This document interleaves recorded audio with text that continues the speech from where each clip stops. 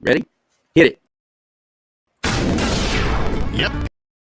Here he comes. Riding his trusted steed through the Sierra foothills as he brings you the news. He calls himself Charlie! What you doing, Charlie? Sorry, Charlie. Charlie, there you are. Look how cute you are. Yeah. Hey, Charlie. What's with the dark glasses? And now, here he is, a man of God, living in a world of Disney. Oh, Charlie! Charlie Simons. Charlie bit me.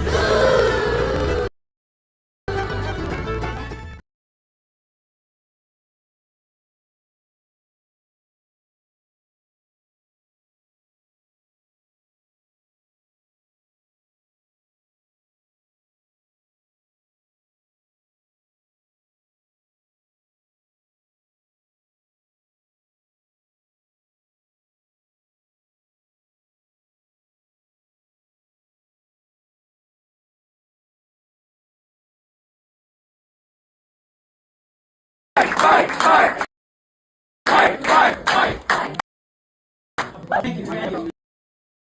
I appreciate that. What a fine word. He left out some of my better attributes. He forgot 7 years at high school. The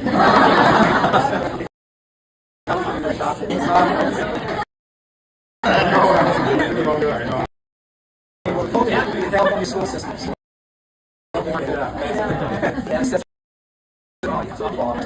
Well, gosh, this is awesome. Joni and I watched the elections. You guys did the other day. And the next morning we stayed up late to watch Trump's speech. Got up the next morning. We had slept well, but we were damaged the rest of the day. We were so mentally drained. And we got to talking. We think that's been these elections have been such a burden on us. And praying for our country, praying for our kids, our grandkids, and then we finally won.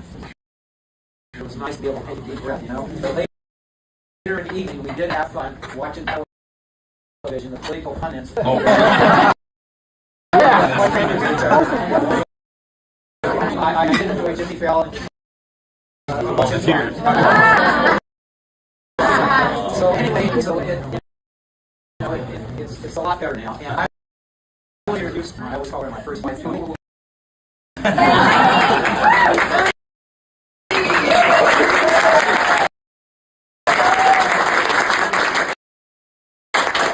Solomon says the beauty of a father is leaving inheritance to his children's children. So we have 9 grandkids now.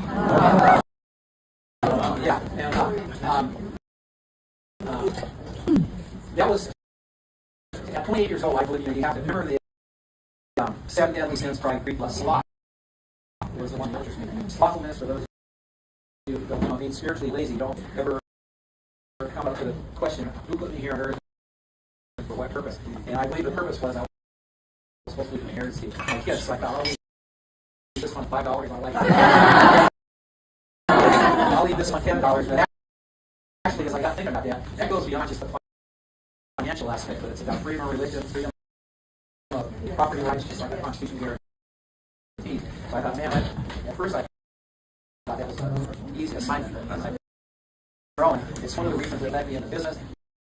As well as politics. I felt I needed money to make money because I didn't think people would give me contributions back then. And so I got into politics, and it's been really good. And so the other thing, too, is I just want to say, so you guys think I'm really smart, I feel like what we could be unburdened by what.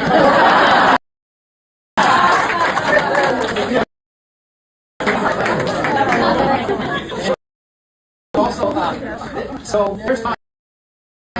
I had thought maybe California is, well, we are in life support systems. I never thought we were yet. But a lot of these counties turned and flowed for Trump, and Trump just up to around 42% of the state. You realize the Republican Party only has about 24% registered voters. That makes me cross-party lines.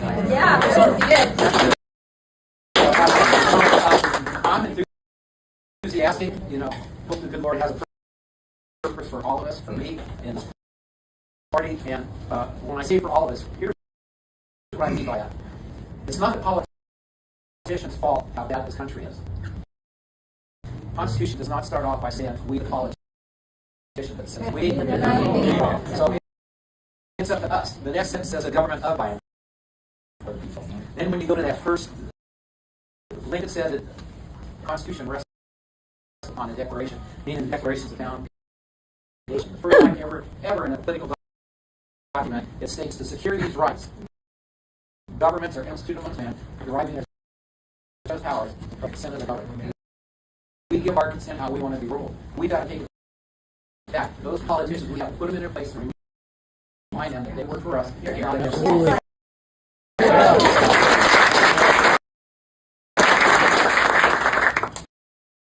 I get one more here? About that? I won't be hearing that too much tonight. So anyway, look, there are a couple things I do want to talk about saving our state, how we're going to do that. And I'm going to share a few things what I'd like to do, but I want to share what the people are going to do. Because remember when Franklin walked out of that Constitution Hall, he was asked by a lady, he said, what kind of government do you have? And she said, he said, a republic if you can keep it. Yeah. I just want to make a note. I know all of you guys probably know this, but I have a friend here tonight asked me to remind everybody. The Democrats like to call it democracy, which is fine. That's the will of the people. But the founders do a republic went one step further. That it protects the minority's interest equally as the majority and the national importance. So we want to remind those people. They want to pull out that word democracy. We want to try to make sure we use the republic. That's one step higher. As a matter of fact, when we go back, and I don't we talk too much about history, but the whole thing on the Lincoln Douglas debates was over the 10th Amendment. Remember, Stephen Douglas wanted to say he's right. The 10th Amendment. Lincoln recognized the fact that, according to the natural law, that if slavery was wrong in one state, it was wrong in all states. You know, so therefore, he wrote a letter. I remember reading saying, "Have nothing to do with popular sovereignty." Here's what that translates into: have nothing to do with both. He says, "Right makes law. We have to continue to do what's right. We just have to get better at communicating our narrative." We got to get like Ronald Reagan. So there's two things you shouldn't talk about. When I was growing up, my dad used to say is religion and politics, right? But if the casual study of the last 5,000 years has shown us anything, the majority of ways men oppressed other men and either send them into 1,000 years of bondage or send them free are through those two institutions. Those are the two most important things to talk about. So we can't be second off. George Washington was asked, what's the genius and success of America? I love his answer. He says the first time in all of human history where the best of Jerusalem intersected Athens. Jerusalem, the home of religion, Athens, the home of politics. So George, he knew I was right.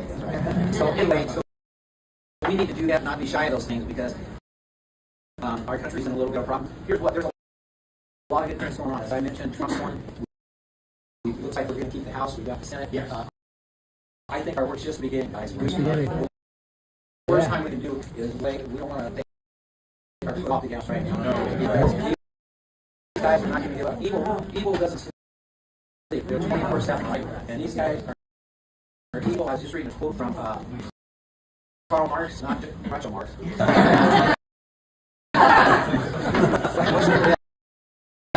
He said, listen to this, because this is how they act.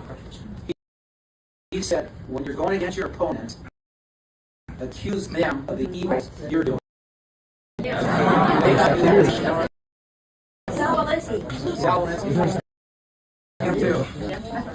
That's what showed me. By the way, I'll get into that again later, but I am very confident things are on the move.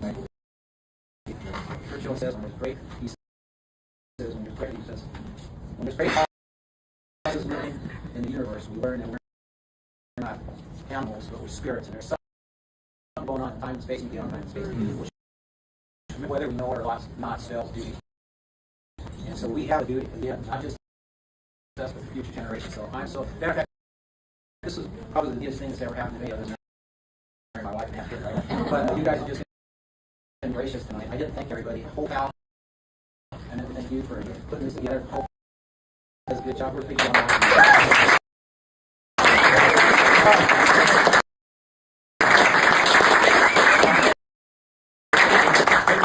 host of a whole lot of other people helping out. Lenore. Thank you, Lenore.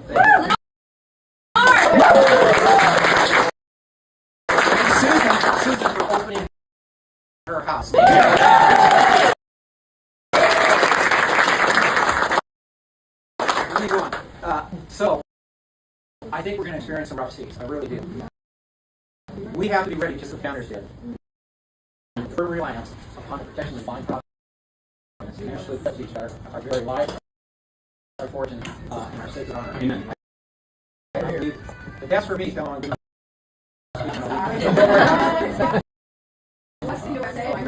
just here to give you our. It's my job. Here.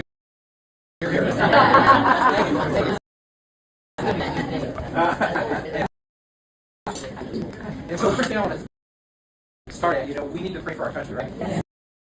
Now, a lot of times people don't want to pray, but here's the thing. You talk to any soldier who's in World War II or the Korean War, they will tell you, you're in the foxhole, there are no business, right? They're praying for their families' survival of their life. I think we're in the foxhole. The foxhole. Can you hear me out there? Yeah. You're going to start over from 10 minutes ago? You sure? There it is. So anyway, and by the way, I want to read what our founder of our Revolutionary War. I love this guy. He was a man. Samuel Adams. Listen to what he says. He said, "We shall never be abandoned by heaven, but we are worthy of this aid and protection." I love it because it's a conditional response. That's why we act worthy. So we've got a lot of work to do.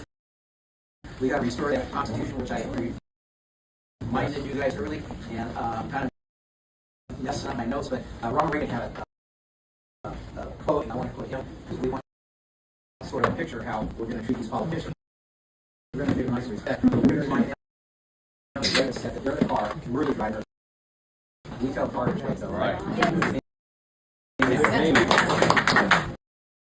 So here's another thing too. People have asked me, what should I do? How can I get involved? There's a million things you can do, right? You can come here at night, listen to. Has this been fun? Gosh, there's people say I have no friends.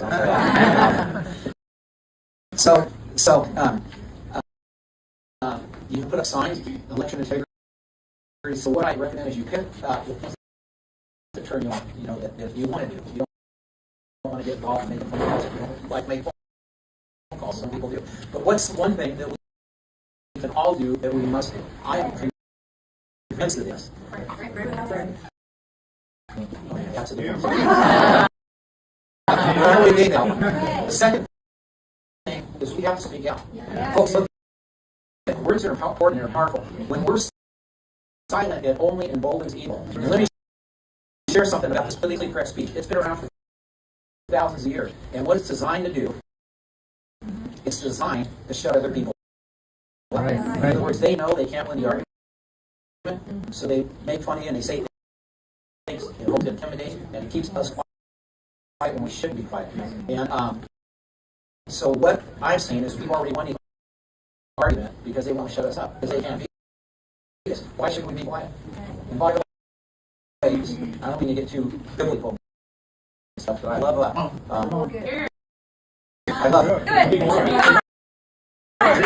Okay, so St. Paul, listen to this.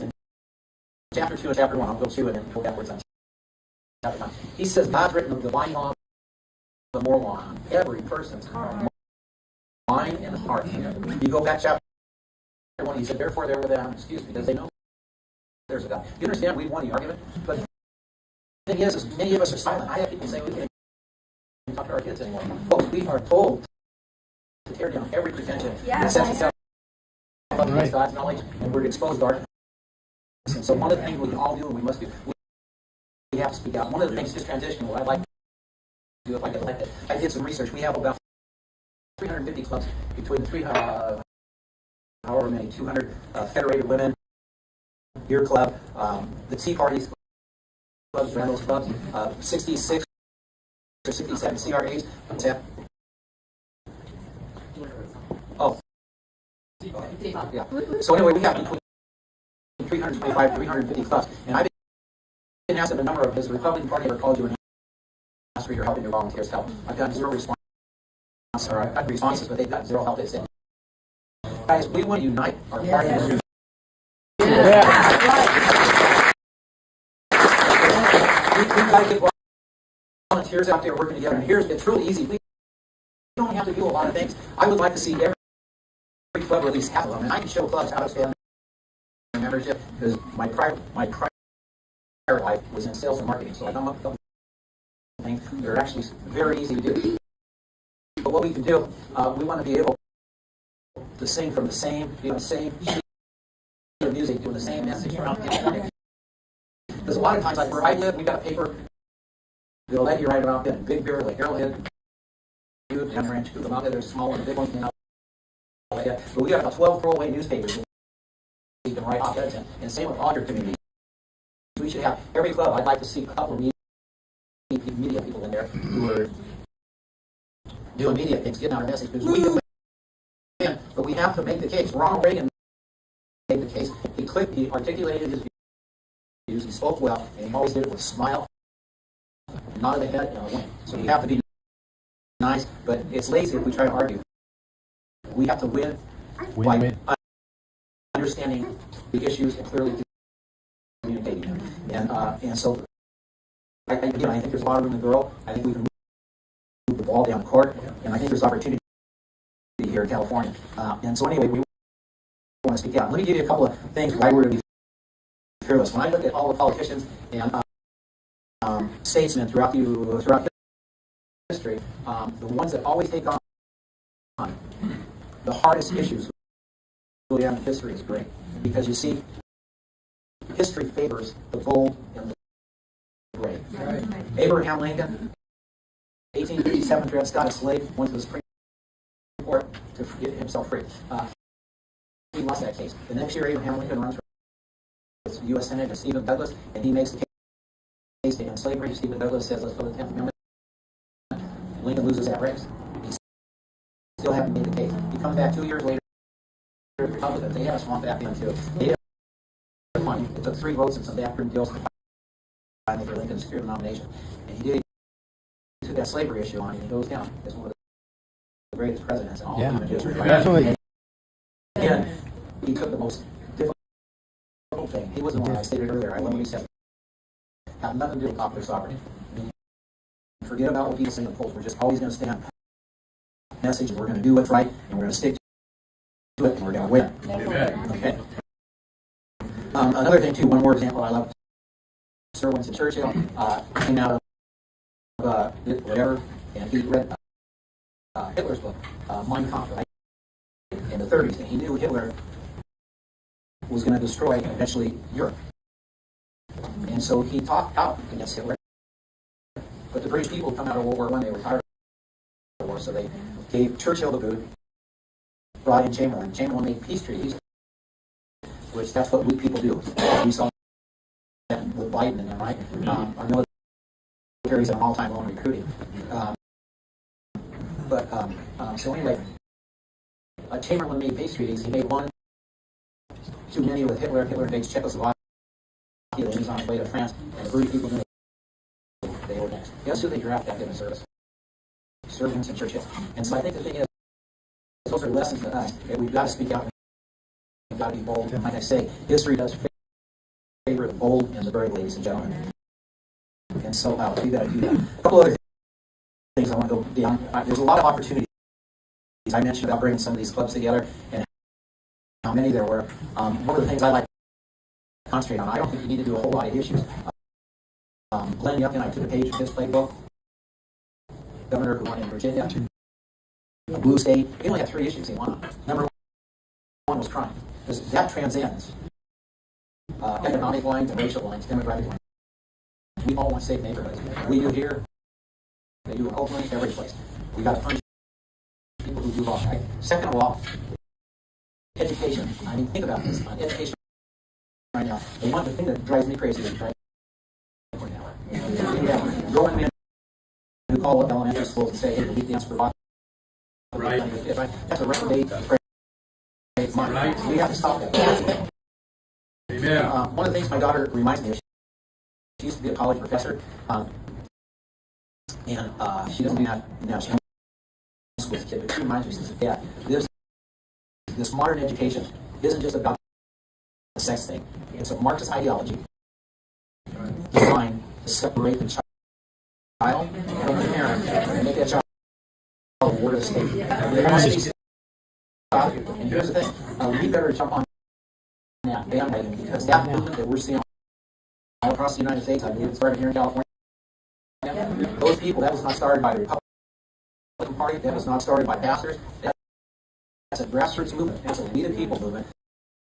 That means Providence is on the move, because those go across racial lines, and they just want their kids to learn and no more being indoctrinated. And that's at a time when America used to be number 1 in education. Now we're about number 34, and they're slouching toward the third world government, and they want their kids to be able to have a good education to compete in a global economy. So that's another issue I want to take on, because I don't think life's that hard. And another good thing too, Gavin Newsom. You know, Gavin Newsom,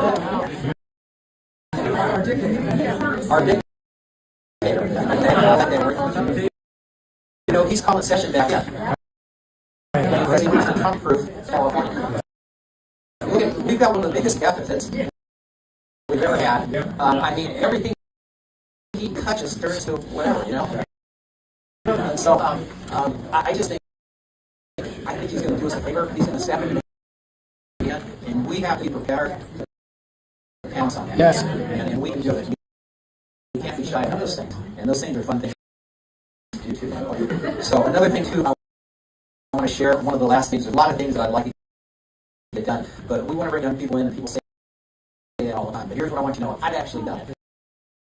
When I went up to the Senate, the average senator will hire 1 or 2 interns per year. So I thought, is there a limit on what you can hire? There was no limit, so I would hire 30 interns per year, right? College kid. And I didn't care if they were liberal or conservative. We trained them hard, we worked them well. But I felt obligated.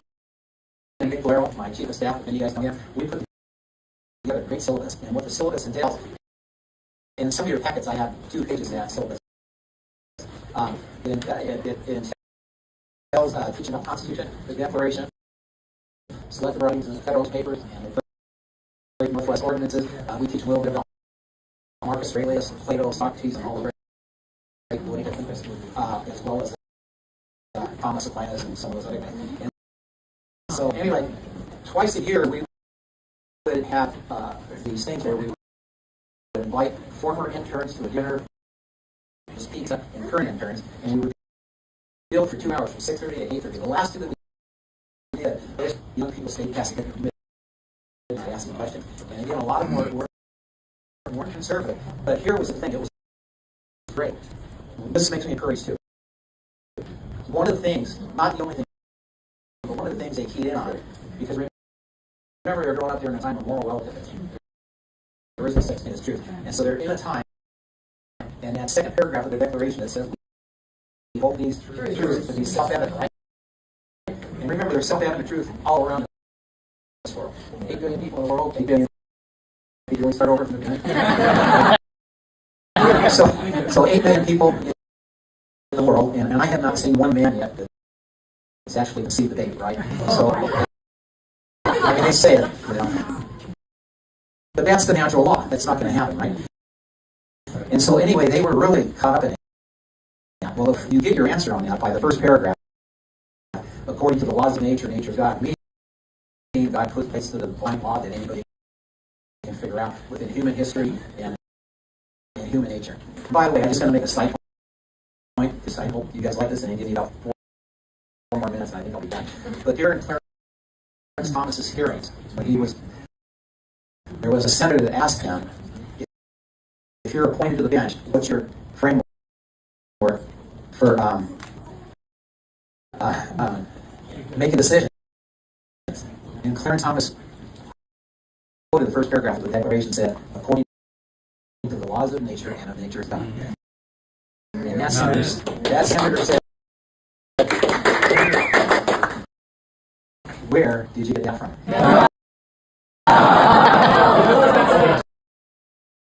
You guys think that senator? It was Joe Biden now. Yeah, so anyway, yeah.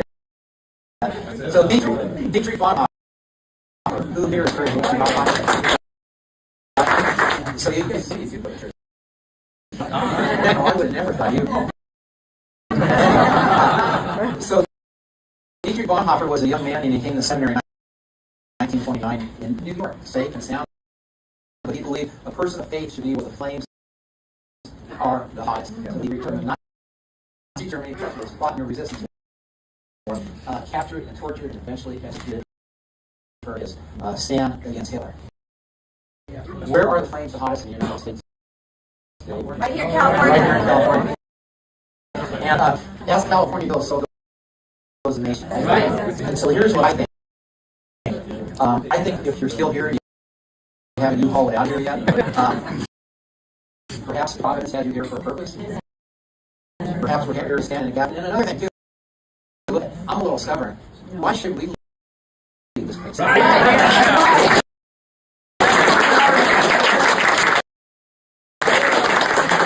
I'm willing to pay for one or two of those movie stars who say they're going to move out. Hold me on it. I'll take it out of Tony. So anyway, so listen, we want to draw the line in the sand, plant the flag, and say, no more, this is our state, we're going to get over the side. It is our state. And here's why. Think about this. This is the only state with 21 missions. Camps Crusade for Christ, World Vision, focus on family. Zeus Street Revival was founded here. All the cities start with the word San or Santa, male or female. Santa Clarita, San Francisco means saint, right? So Sacramento means the city of Sacramento. This, for sure, at one time was God's state. I'm convinced he wants it back, but it's up to you and to do it.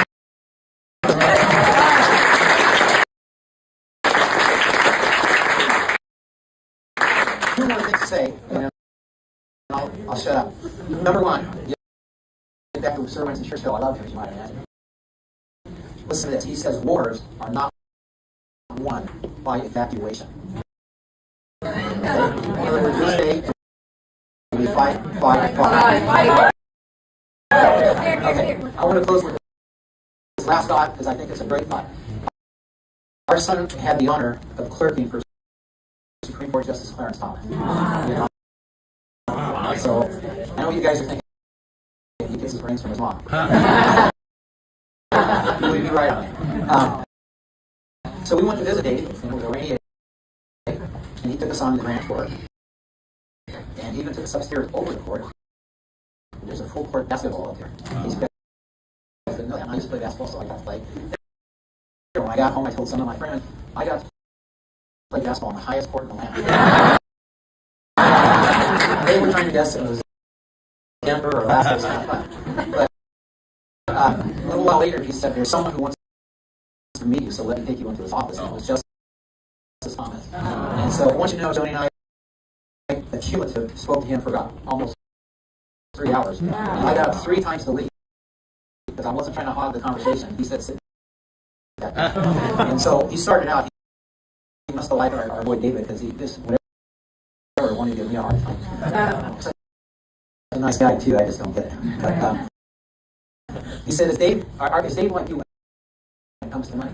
And I said, yeah, he's like me. So Justice Thomas said, oh, so you think pennies are collector's items? So anyway, he rattled off some jokes. He thought it was fun. It was a beautiful day. It was raining, but he has a wood-burning fireplace at the Supreme Court. So he was throwing logs on there.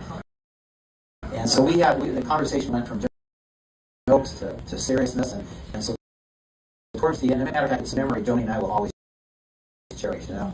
And what a gentleman he is. Our daughter, I'm going to tell you this too, went by a couple of months later to see her brother, and then went into the justice's office, and they got a picture of Justice Thomas. They took his baby, I think it was Molly, and he's kissing Molly's baby. So anyway, so here's the last thing I'll tell you. I said, I watched those hearings, how they rake you over the coals. After I did that, I looked see how much you were going to get paid in the Supreme Court 30 years ago. And I think it was 159 or 161,000. I said, you could have gotten a job as a partner in a law firm for $1 million a year. And he said, I was offered $2 million a year. And I said, why did you put up with that job? I don't think I could have done it. Here's what he said to me, and this is what I want to close with tonight. And it's a good word for all of us. He said, well, the night before the final hearing, Jenny and I, that's his wife, sat down together and said, do we love America? And we thought about that and we agreed, we definitely do. The next question we asked each other, do we love America enough to die for her? And we both said, indeed we do. He said, therefore, whatever comes our way, we shall endure. And so tonight, that's my message. I think there's good things coming, but I don't think you're going to give up with it. Fight. I do think there's rough seas ahead. But that's my message tonight. Whatever we encounter, ladies and gentlemen, we too shall endure. And all God's people said,